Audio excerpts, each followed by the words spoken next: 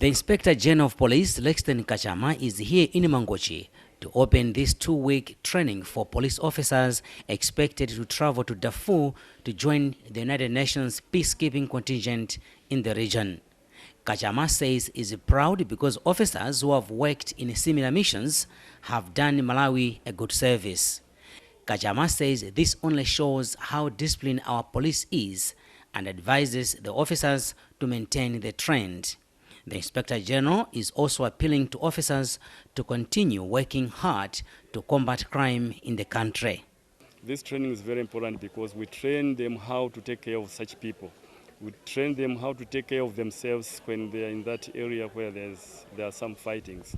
There are so many things that we learn out of this training, but the main one is to take care of the people who are displaced so that the lives and property of our brothers who are in such problems should be protected.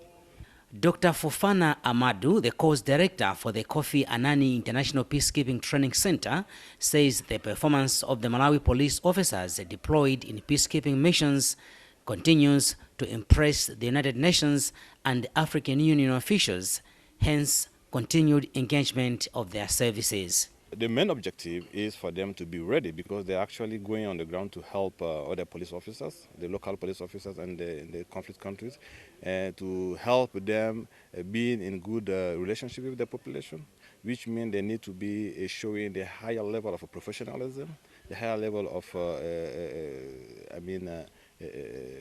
police practice, the higher level of conduct, and because while we are on the ground to help others to solve problems, it's not really acceptable that some misbehaving or all these things can happen.